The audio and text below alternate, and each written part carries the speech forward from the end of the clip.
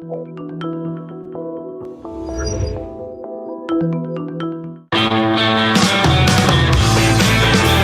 is the Gerry Callahan Show. Yes, they're doing it. They are actually doing it. That is the theme of today's show. Democrats are actually going full steam ahead on utter insanity. Where to begin? Yes, Harvard is giving up $2 billion, just saying, you can keep your federal funding. We want to keep our pro-Hamas lunatics rampaging on our campus. We want to keep our DEI. We want to protect people who tear down posters of little baby hostages in Gaza. You can keep your money. I say good. I like this. Good. You stick to your guns, Harvard, and we will keep our money. They're going full steam ahead in Maine to protect two boys who want to kick ass in girls' sports. That's the plan. In the state of Maine, they're willing to give up millions in federal funding to protect two confused boys who want to win titles, break records in girls' sports, and the governor is standing foursquare behind these confused young boys. And of course, Democrats are going full steam ahead on protecting, not just protecting, retrieving, returning MS-13 gang members, illegal aliens, back into this country. I don't even know where to begin. This is such an insane time right now. Democrats have a approval rating of 21%, according to a recent poll, which we've discussed. Apparently, they're determined to get that down into the single digits because every day they wake up and say, let's double down. This morning, Maryland Senator Chris Van Hollen, who we talked about yesterday, is following through on his promise to go to El Salvador. He's tweeting, he's posting from the airport as he boards a plane. And his goal is to get an illegal alien gang member, Kilmar Abrego Garcia. We've talked a lot about him. You've heard a lot about him. The mainstream media are going wall to wall, covering the plight of poor Kilmar Abrego Garcia. Let me just say, I am 100% convinced he's MS-13. When you hear Pam Bondi and Stephen Miller and Tom Homan talk about this, they know, they have proof. Two courts determined he was affiliated with MS-13, two immigration courts, and a confidential informant. I have no doubt he's affiliated with MS-13. Even if he's not, I'll give you this. He's an illegal alien from El Salvador. When Trump campaigned, when Trump got elected, he said, we're getting them all out. Illegal aliens have to go. They should self-deport now. Get out. So he's got an illegal alien from Maryland, or who lives in Maryland, who's been there for years. He got him, put him on a plane, and sent him home. That's where he's from, El Salvador. That's where he is now. Is he in a notorious prison? I love that expression, by the way, a notorious prison. You mean a good one? A good prison where lots of bad guys are locked up? I wouldn't call that notorious. I'd call that renowned. I would call that acclaimed prison. So he's in prison. That's up to them. If El Salvador wants to let him out of prison and let him live happily ever after in San Salvador, they can do that. He's their citizen. He is not a citizen of this country, but that is not stopping Democrats from literally flying to El Salvador to get him back, bring an illegal alien from his country of origin back to Maryland, where he would live happily ever after, apparently, just contributing to society. This is a U.S. senator. He is at the airport, and his mission, that's what he calls it, his mission is to retrieve an illegal alien and bring him back to this country where he will be immediately detained by ICE. And I I can't even believe this is real. He will be detained by ICE and deported all over again, as Stephen Miller explained. But let's hear from U.S. Senator Chris Van Hollen at the airport. Go ahead.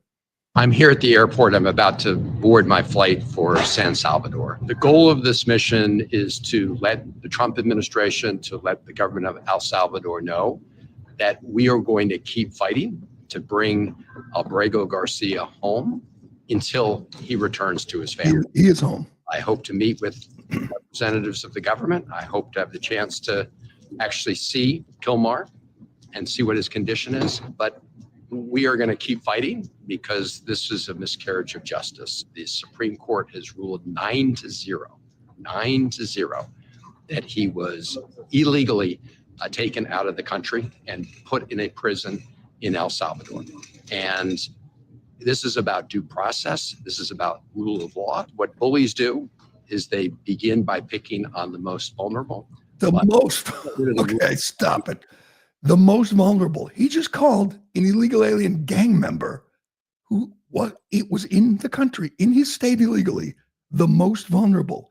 And Trump is a bully for picking on the MS-13 guy who's all tatted up, who's here illegally, who was allowed to stay because his lawyers claimed that he would be in danger if he returned to El Salvador.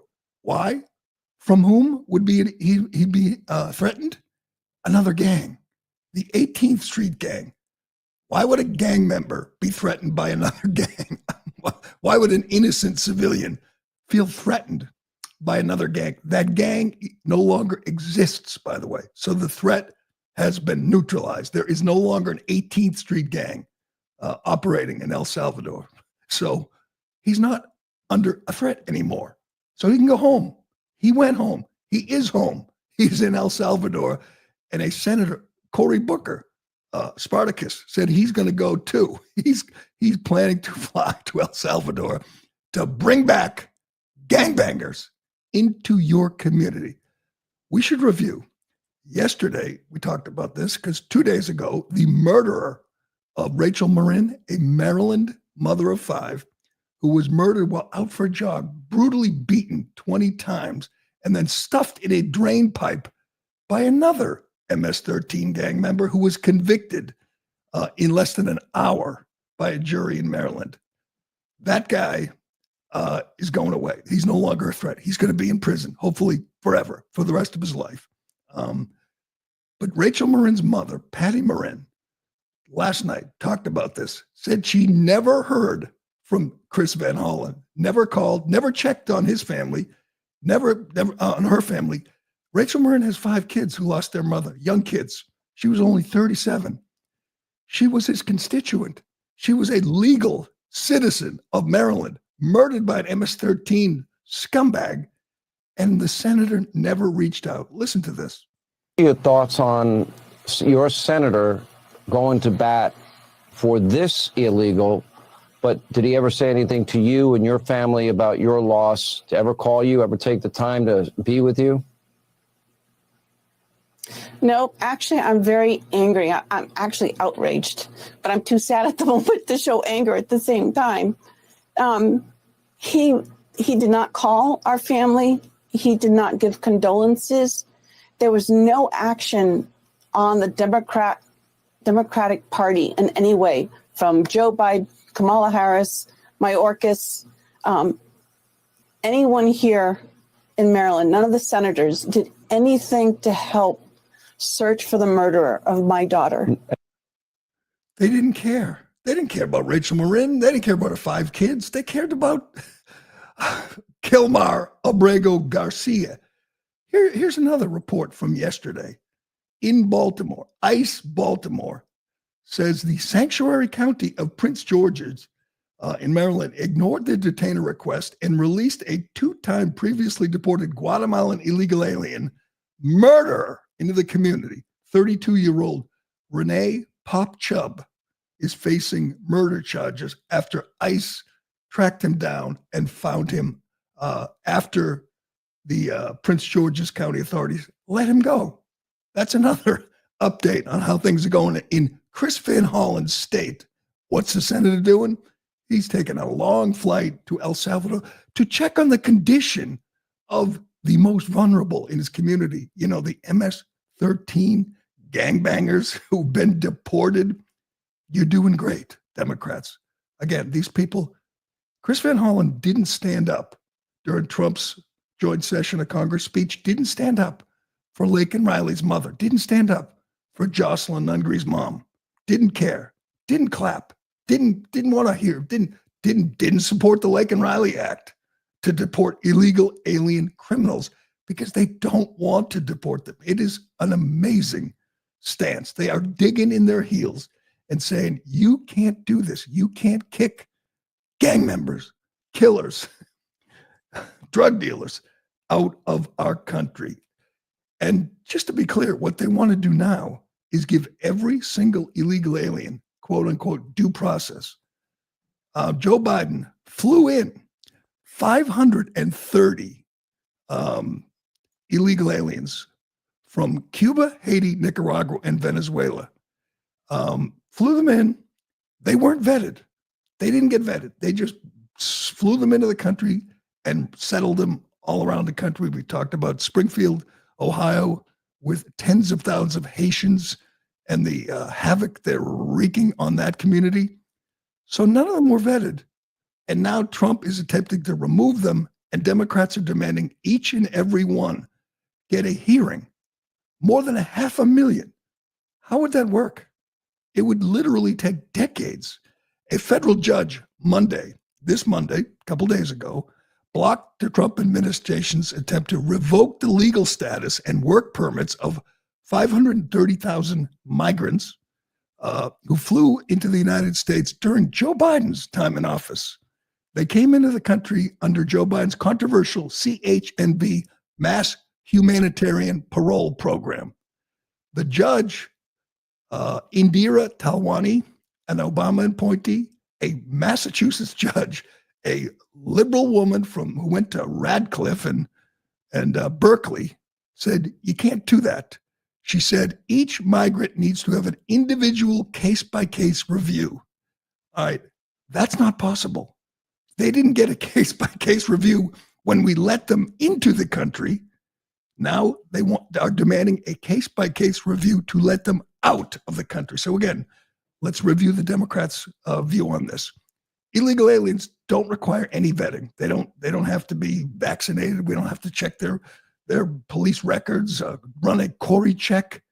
We can just bring them in, settle them, give them work permits, hell, give them social security numbers. But if you want to remove them, each and every one must be vetted. We must listen to them and give them a hearing. That's not possible. This is just an attempt to keep illegal alien potential Democrat voters, future Democrats, in the country. That's the stance. That's the view. That's the fight Democrats are waging, and they're doing it through unelected judges, radical left-wing judges. That's how they're trying to stop Trump for fulfilling his campaign promises. It's just madness what we're living through here. And again, it just gets crazier every day. Yesterday, the big story, big deal, we're going to get to the state of Maine, which is just breaking today. But yesterday, the Trump administration announced they were freezing federal funding for Harvard University, $2.2 billion out of, I believe, $9 billion. And the question is, why in the hell are we giving them this money in the first place? So that they could continue to get the money if they agree to enforce civil rights law, protect Jewish students on campus. That's number one. They had to get rid of DEI and enforce a mask ban for all the pro-Hamas lunatics who were taking over the campus. And they said, no thanks. They stand with the pro-Hamas scum that just wreaked havoc, just terrorized Jewish kids. And that is supposed to be, the bold, courageous thing to do. We're not going to submit to Trump's demands. University President Alan Garber wrote, quote, the university will not surrender its independence or its constitutional rights. So they have a constitutional right not to enforce the Civil Rights Act of 1964 and protect Jewish kids. And the liberals love this. Maura Healey, the governor, came out in support. She said enforcing the Civil Rights Act would make the campus less safe. That's how convoluted and upside down these people have become. They just want to fight Trump, stop Trump. Well, this, I would guess, if you put this to a poll, do you support pulling federal funds from Harvard? Billions? I would guess that's another 90-10 issue, maybe 85-15. Liz Warren was very upset. That's how you know it's a good idea. But how many people support giving Harvard, which has a $53 billion endowment? How many people support giving them more, giving them taxpayer money to a private university which discriminates against not just Jewish kids, but white, Asian kids, men? They are enforcing that. That's how they operate. Harvard is now, and if you think, oh, but these are the best of the brightest, these are the smartest minds on earth. Harvard is now offering a remedial math program for their students who can't do basic high school math. That's the result of DEI right there. There was, I went to the campus. I rode my bike over to watch these lunatics camp out, harass Jewish kids. There was a Harvard employee caught on camera tearing down posters of hostages being held by Hamas, babies, the Bebas babies, kids who were murdered by Hamas. People put up posters and they ripped them down. As Douglas Murray said, you wouldn't see them do that to a missing dog or a missing cat. They wouldn't tear those posters down, but they did it for babies being held hostage. And they did it while the administration of Harvard looked the other way. They didn't tear down their encampments. They didn't stop them from waving Palestinian flags. They painted swastikas on the Hillel house where the Jewish kids go.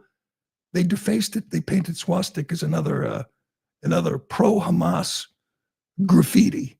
And Harvard did nothing. This is just, what would happen? What would happen on Harvard or any of these places, Columbia, you name it, MIT, if instead of harassing Jewish kids, just imagine this, try to imagine this, they harassed Black kids. They painted KKK on the Black dorm. What if they harassed gay kids? You think Maura Healey would say that the campus is less safe if we stop them from harassing gay kids or trans kids or Muslim kids or any other group? It is okay with Harvard. It is okay with so many of these elitist leftists. And the whole notion, and I know I've talked about this for a year and a half, is there anything more insane than blaming a 19-year-old Jewish kid who just wants to go to class, blaming him for a war 5,000 miles away? So there's a war. The Israelis against Hamas in Gaza. There's a war. You don't like it. No one likes it. You don't like Israel. You like Hamas. You support Hamas. That's your right. Why is it the fault of some kid, some 18, 19-year-old kid who wants to get to class? Anyone answer me that? What responsibility does he have or she have for the war 5,000 miles away? What sense does it make? This should outrage everybody, everyone at Harvard, everyone in the Democrat Party, the governor. She should say, this is insane. Stop, make it stop, punish them. They harass Jewish kids, they're out. No different from if they'd harassed a Black kid or a gay kid. But there's somehow this special protection for these anti-Semites, these little Nazis who want to hurt Jewish kids. And the Trump administration said, no more. We're not going to give you any money. And I can't think of a better step to take. Why are we giving any of these schools billions of dollars? All they are little indoctrination factories. Oh, Liz Warren said, but there's so many medical and and breakthroughs on these campuses. Well, good. They keep going. Yeah, Mel, you got a medical breakthrough. You're going to make some money. You could tap into that $53 billion if you have to. They get tax-free status. They don't pay property taxes, and they own half the freaking land in this area. I mean, they own everything. And it's tax, as many people have said, it's a hedge fund with dorms. It's a hedge fund with dorms that doesn't pay taxes. Why? Why? Because they're educating young minds? No, they're not. They're infecting young minds. We know that. We see it. Do you have that video of a Harvard graduation? Obviously, they have a bunch of different graduations because you can't have just one. You got to have a Black graduation and a gay graduation and a Muslim graduation. This is one of the graduation ceremonies last year on the campus of Harvard, which we're supposed to believe is, a place where robust free speech and debate is welcome, where young minds are introduced to alternative points of view and they debate and they learn, they grow. These are Harvard graduates at their ceremony. Check it out. In their graduation gowns, with their graduation caps, waving Palestinian flags, wearing the kafifas, whatever. Chanting. Is this river to the sea? I mean, they're chanting anti-Semitic things, shouting their support for Hamas not at a outside, not in the Harvard Square, no, in the building, in the Harvard, with their graduation gowns. That's who Democrats want to protect, them, these virulent anti-Semites. And I love this. I hope Trump freezes it for good. And Caroline Levitt, who has been spectacular, was asked a great question yesterday. She was asked a lot of good questions, and she just crushed it. She is such an upgrade. It's amazing. Just think, a year ago, we had that absolute bird brain, KJP, up there looking at her binder and saying, I'll get back to you on that one, who knew nothing, who had no grasp of the issues. This woman, 27-year-old New Hampshire native, Caroline Levitt, knows the material better than any of the media. She's almost as good as Stephen Miller on this. And she has to know a lot more than he does. She has to know everything, and she does. But she's asked the best question. Why do we give colleges like Harvard any money at all? Why are we giving them billions? Shouldn't we DOGE the Ivy League? It's a great question. Let's hear her answer. To follow up on something that you just said, why do Ivy League schools get so much federal funding? It's a very good question. And it's a question the president has obviously raised in his discussions and negotiations with not just Harvard, but also Columbia and many other Ivy League institutions. We have the anti-Semitism task force, which the president promised and delivered on. The anti-Semitism task forces across the government, representatives from various federal agencies who meet on a weekly basis to discuss the question that you just raised. And I think a lot of Americans are wondering why their tax dollars are going to these universities when they are not only indoctrinating our nation's students, but also allowing such egregious illegal behavior to occur. Yes, good answer. Why are we giving them any money at all? Why was the taxpayers giving Harvard $9 billion? We know what Harvard is. We know how intolerant they are. We know you couldn't, like Ben Shapiro can't go to Harvard where he graduated. Ann Coulter, none of these people could go to Harvard. They'd be chased off campus because it's a radical left-wing nest of just crazy people. And we're giving them billions and billions. We need to end that. We need to end the madness now. Let's get to more of the madness. We got to get to this Maine story, which is just breaking. Maine is willing to give up school lunch programs for poor kids to defend two confused boys, two boys who want to kick girls' asses in sports. Yes, that's the stance of the state of Maine. And we got to get to Joe Biden. He came out of hiding yesterday. Bad news for Democrats. Yes, your guy came out of hiding, and he had a lot of interesting things to say. He said he looked back on the time when he saw colored kids for the first time.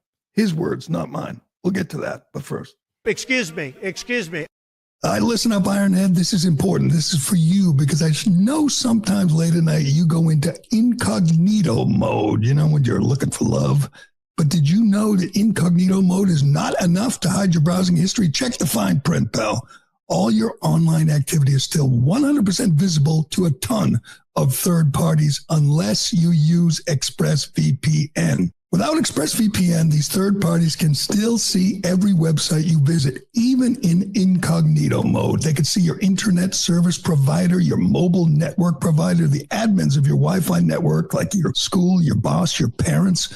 ExpressVPN reroutes 100% of your traffic through secure encrypted servers so third parties can't see your browsing history. ExpressVPN hides your IP address, making it extremely difficult for third parties to track your online activity. It's easy to use. That's important to me. Fire up the app and click one button to get protected. And it works on all devices, phones, laptops, tablets, and more, so you can stay private on the go. Even if you're not watching porn, you want your data protected. You want your text protected. You don't want to take any chances. Protect your online privacy today by visiting expressvpn.com/Gerry. That's EXPRESSVPN.com/Gerry. And you can get an extra 4 months free. expressvpn.com/Gerry. One last thought on Harvard. I forgot about this. Hillsdale College in Michigan, which is conservative, which is rare in higher education. They tweeted, it was a great tweet, when Harvard was crying about losing their funding because they wouldn't, eliminate DEI or protect Jewish kids, or, by the way, reform admissions so they're not discriminating against Asian kids and white kids in admissions. They can't do that. Hillsdale said, easy solution, just decline federal funding. That's what Hillsdale does. And they won't tell you what to do, but they won't do that. They want it all. And they're not going to get it all, which is a wonderful thing. And one last thought on Chris Van Hollen, the senator who is on a plane on his way to El Salvador. What does he think is going to happen when he gets there? I hope the cameras are rolling. He's going to be welcomed with open arms. Does he think they're going to just let him walk into the prison and meet, poor Kilmar Abrego Garcia? Yes, does he think that they're going to assist him in any way? Did he watch President Bukele in the White House? He's more hardcore than Trump. He doesn't apologize for anything. You think he's going to help you out, you moron? Please, someone, hopefully lots of people get the cameras rolling, because I just want to see him standing outside the prison saying, I demand to see my constituent, the illegal alien gangbanger from Maryland. They're going to laugh in his face. That'll just be great. All right, we got to get to this. Man, we have so much. We got to get to Carmelo Anthony, too, who was the rewards for slaughtering an innocent white kid are never ending, man. You murder an innocent white kid, you win valuable prizes in America today. We'll get to that. But this Maine story, just breaking today, is just amazing. I spent a lot of time in Maine. I knew Maine was, had been taken over by lefties, by Janet Mills and other crazy left-wing Democrats. But here's how far they're willing to go. They want so badly to have boys allowed in the girls' room so they can watch the girls change. Boys allowed in the girls' locker room. Boys allowed in girls' sports where they are winning, where they are taking titles, breaking records. And the Trump administration and every sane person in America said, we're done with that. We're not playing that game anymore. We're not allowing boys in girls' sports. And Maine has decided that is the hill they will die on. This is tyranny of the minority. That's what this is, of the radical fringe minority.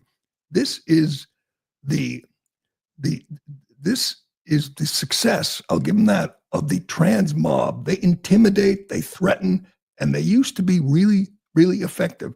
Not so much anymore, at least not since January 20th, where we brought some sanity back to the White House and this country, where we're just not going to allow it anymore. No one wants it. It's a 90-10 issue. Nobody wants boys beating girls in sports.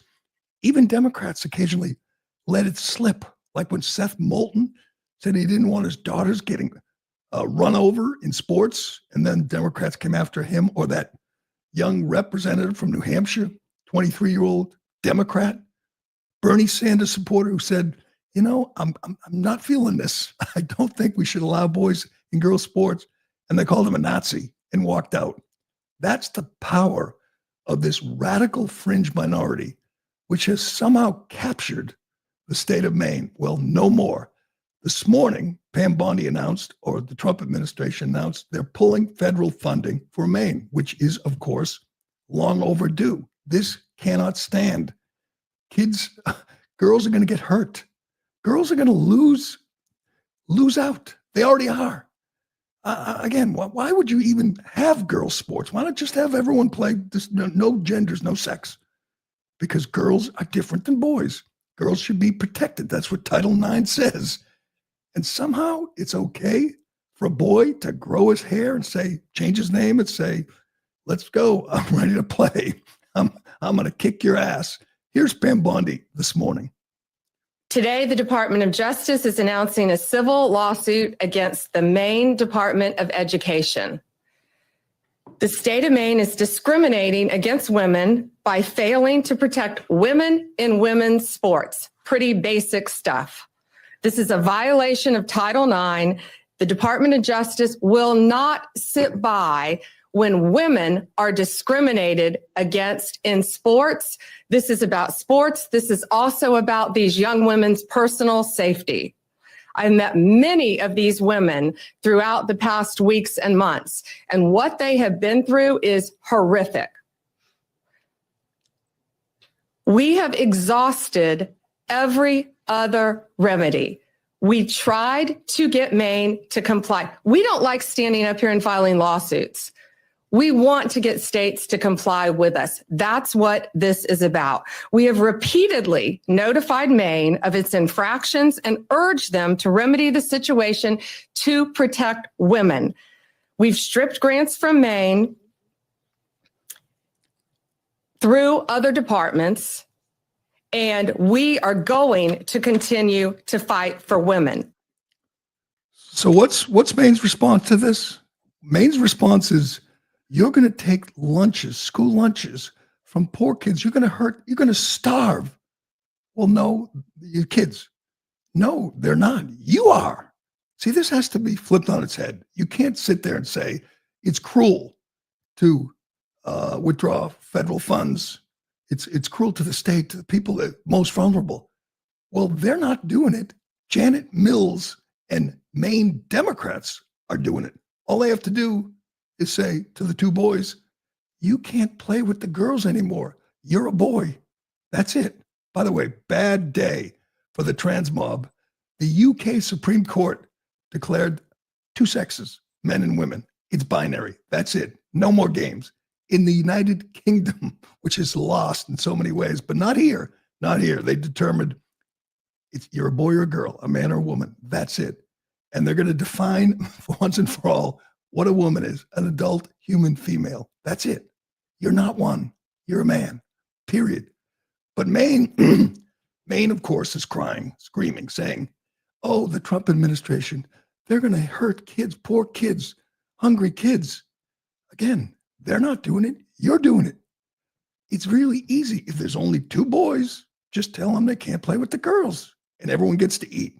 Janet Mills, of course, who usually, runs and hides from the media, went on Morning Joe, found a friendly landing spot, went on Morning Joe earlier this week and made the case to, obviously, her fellow left-wing lunatics that this is mean and cruel and it's only a couple of boys. Can't they just let the girls lose all their championships, their titles? Can't they just let a girl get cut from the team to accommodate one confused boy? That's the argument. Listen to her.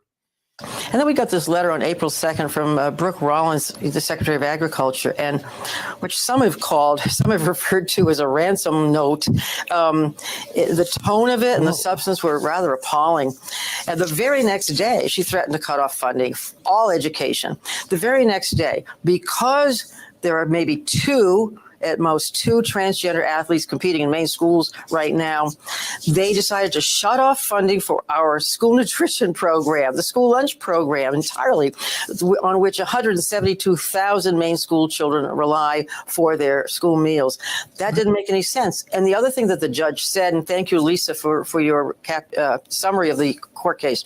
The other thing he said was, look, the statute, the law says if you don't like what a state or entity is doing over here, you can't take their funds away over here. It's like they also sent us a letter about the Department of Corrections because there are men and women's prisons. You can't do that either anymore. You can't. No one wants that. No one thinks that makes any sense. But this just drives me nuts because there are maybe 2 boys, she says. Well, I got a simple solution. This is not a tough problem, lady. Those 2 boys can't play with the girls. Voila. All the kids get to eat. 172,000 kids rely on the school lunch program. Well, you're depriving them if you allow boys in the girls' locker room. Well, why is it such a tough problem? Why is that so hard to do? Just say the boys can't play with the girls. Are you going to feel like, you took the L, that you got beaten on this issue? Well, that's what people want.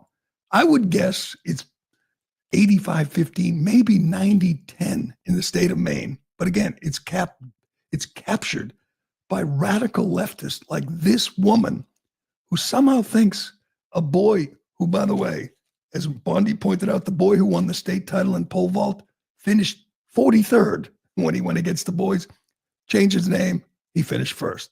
He took the title from a girl. No one thinks that's fair, just.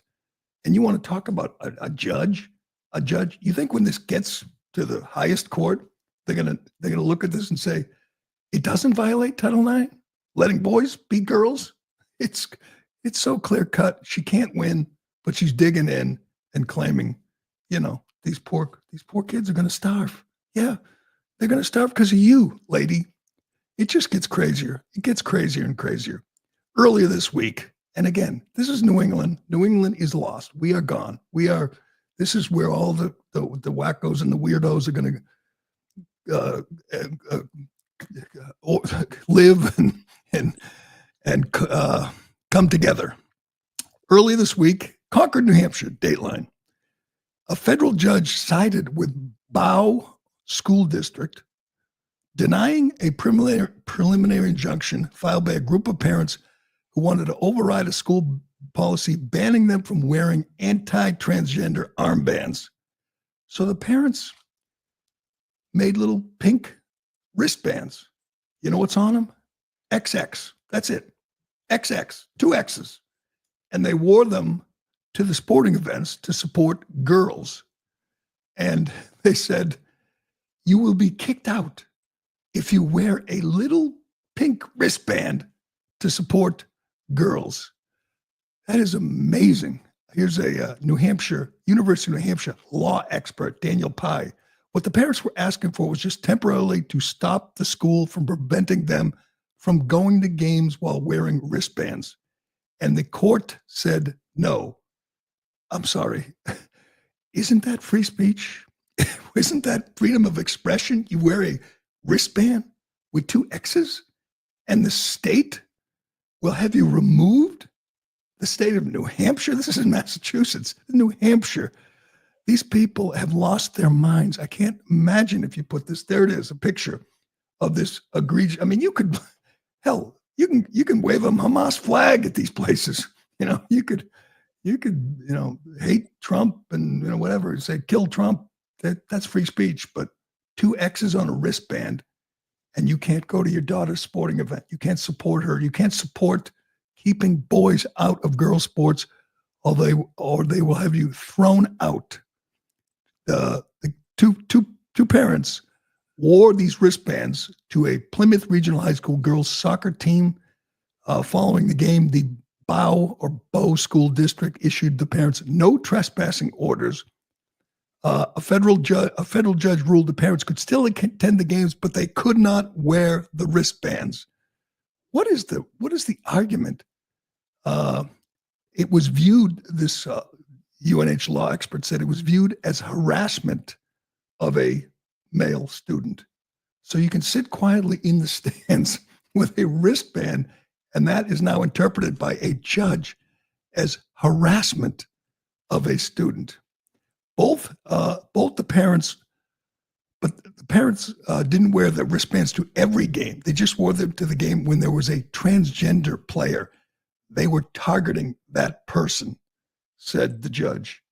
So it's now targeting a person to wear a wristband. Keep it up, Democrats. You're doing great. Good plan. Have parents who just want to support their daughters kicked out of soccer games and track meets because of a pink wristband. Well, it gets even crazier. I told you about Carmelo Anthony's latest score. Man, you know what? You want to get a nice house, a nice ride, just stab a white kid. That's all. Start a give, send, go, and you'll get rich. If you're not infuriated already, this will push you over the edge. We'll get to that and more. But first, Excuse me. I know that none of you watch porn, but just in case you have any friends that do, help me pass along this important PSA. Incognito mode does not make you incognito. Check the fine print. All your late night activities are still 100% visible to a ton of third parties unless you use ExpressVPN. Without ExpressVPN, these third parties can still see every website you visit, even in incognito mode. They can see your internet service provider, your mobile network provider, the admins of your Wi-Fi network, like your school, your boss, your parents. ExpressVPN reroutes 100% of your traffic through secure encrypted servers so third parties can't see your browsing history. ExpressVPN hides your IP address, making it extremely difficult for third parties to track your online activity. It's easy to use. That's important to me. Fire up the app and click one button to get protected. And it works on all devices, phones, laptops, tablets, and more, so you can stay private on the go. Even if you're not watching porn, you want your data protected. You want your text protected. You don't want to take any chances. Protect your online privacy today by visiting expressvpn.com/Gerry. That's expressvpn.com/Gerry. And you can get an extra 4 months free. expressvpn.com/Gerry. All right, before we get to Joe Biden, yes, Joe Biden, Sleepy Joe came out of hiding, and it was as bad as you expected. It was just a mess. 9 months ago, people thought he could be president for the next 4 years. That is unbelievable. Yes, he wandered out of whatever nursing home he's now living in, and he attempted to read a teleprompter for a few minutes, and it didn't go well. But we got to get to this, as we've talked about for a couple of weeks now. Carmelo Anthony, the 17-year-old black kid from Frisco, Texas, who stabbed a white kid, Austin Metcalf, in the heart because he felt disrespected, killed him, was arrested, obviously, was caught immediately, essentially confessed immediately that he did it, and asked the cops if he could plead self-defense. He spent 12 days in jail, 12 days. By comparison, Kyle Rittenhouse, who obviously did nothing wrong, obviously was acting in self-defense. We've seen the video. Spent 89 days in jail, had a $2 million bail. This kid, Anthony, his bail was lowered from $1 million to $250,000. He got out, went home, not to his old home, to his new home. His family is now renting an $800,000 home, and they're rich. So what do? If you just come across some cash, get the latest give, send, go Ironhead. I think it's up to almost $500,000. People have sent $500,000 to a kid as a reward for murdering a white kid. That's what's going on in the country right now. This is insane. So his family's not even hiding it. You know what was in the driveway of their new home? $45,237. What is it again? Give me to it again. $445,237. $445,000. Now see if you can get Austin Metcalf's. He's got about 1/3 his family has raised after their son, their brother was murdered for no reason. So Carmelo Anthony's family got a new ride, a $150,000 Cadillac Escalade, a tricked out Escalade with the money they raised to support their son for murdering another kid. That's it. That's all. They get $440,000, and it's not going to their defense. It's not going to experts. It's going to a new house and a new Cadillac Escalade. I believe the white people have started to get the memo here because Austin Metcalf is up to 368,000. Wow, he's closing in. Austin Metcalf, who was murdered, gets. What did Carmelo Anthony do? What did he do? He killed a kid. That's all. That's what he did. There's no other side to this. He killed a kid because he felt disrespected. And now his family's got a big new house and a beautiful new Cadillac Escalade. What the hell is going on in this country? That is just people giving him money because he's black and Metcalf was white. If it were black, white, but it wouldn't matter. They wouldn't care. They wouldn't give him money. Probably wouldn't even have a give, send, go. But because he's black and Metcalf was white, he has support out there. And not just a little support, a lot of support, enough support to raise, and it's going to go over $500,000. And we haven't even heard like a defense. They haven't even introduced some reasonable doubt or some theory. Soon, Ben Crump will be there. Maybe Sharpton will be there, and they'll say that the white kid pushed him too far. He touched his elbow. He told him to go to his own tent. So he killed him, and now we're going to send him money. Just utter, absolute madness. Speaking of madness, that's kind of the theme today.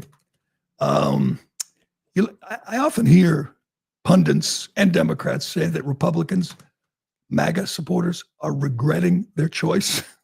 It's the dumbest talking point of all. Nobody regrets. None of the 77 million, I mean none, regret their vote. And maybe they don't like something Trump has done. Maybe they don't like tariffs. They know there was a choice, a binary choice. In July, the choice was Joe Biden or Donald Trump. But then, obviously, people got to see just how badly the dementia had gotten with Biden. They moved on to Kamala, who was an even worse candidate. And they know there really was no choice. They couldn't vote for these people. They just couldn't. I mean, they had done so much damage to this country the last 4 years. It's hard to believe. If she had won, all these gangbangers, murderers would still be roaming free. The border would still be open. Boys would still be in girls' sports. We'd still be spending millions, billions on just insane projects around the world, all the transgender operas in Ecuador and all that. We'd still be sending $9 billion to Harvard. And we'd still be on this debt spiral, and there'd be no DOGE. There'd be no checks and balances. It'd just be 4 years of just reckless destruction across this country. But fortunately, people did the right thing in November. Joe Biden came out of hiding yesterday, gave a speech in Chicago, and as I said, it went about as well as expected. He had teleprompters. And he was attempting to read them, and he was struggling. Man, this guy is not well. Let's listen to a clip. And I had never seen hardly any black people in Scranton at the time I was only going in 4th grade. And I remember seeing the kids going by at the time called colored kids on a bus going by. Oh my God. He goes off script. You can see he's not looking at the teleprompter. And he'd never seen colored kids go by. Look at his face. And you know what? He was going off on, Trump's cutting social. He was lying because that's what he does, just lying about Social Security, lying about Trump and Musk, lying that they're destroying Social Security. I mean, that's all they got. This absolute fiction that Trump is cutting Social Security and Medicare, just lying. And if you haven't seen it, the whole thing was like this. He was stammering and stumbling and losing his way. Who thought this was a good idea? Which Democrat thought it was a good idea? Let's get Joe out of the Sunshine Home and put him on stage again.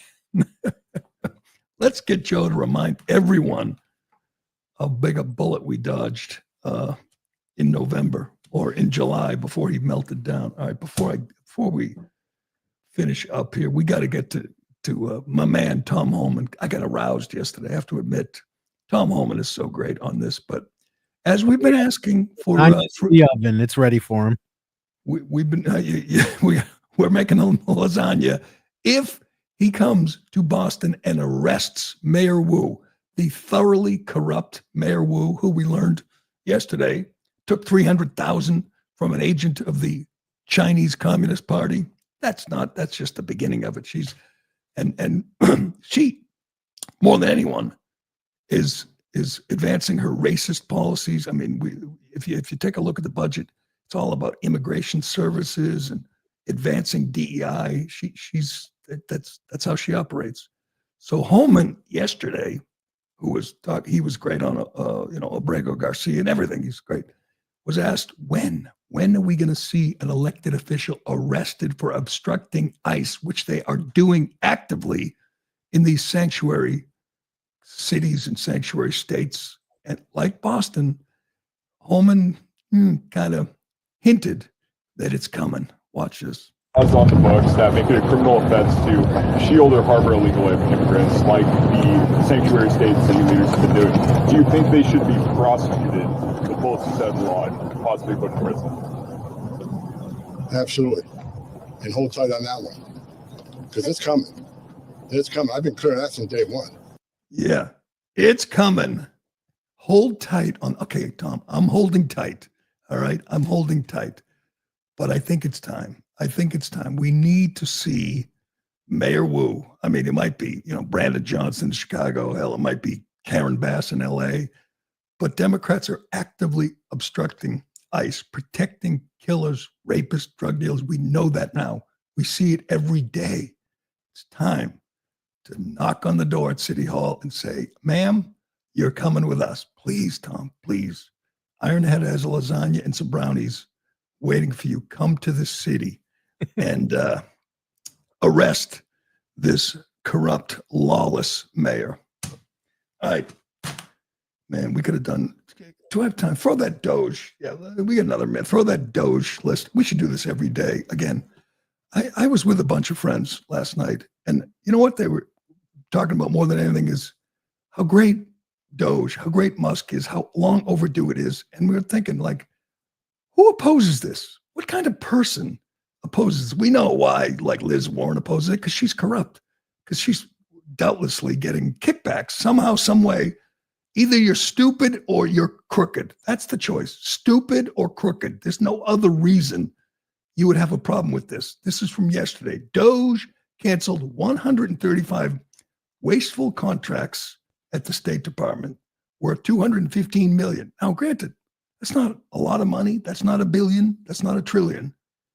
But this is where your tax money was going. Just scroll it. I want to pick how about 750? Hold on. Enabling civil society resilience and adaptation in Kyrgyzstan? Is that a country?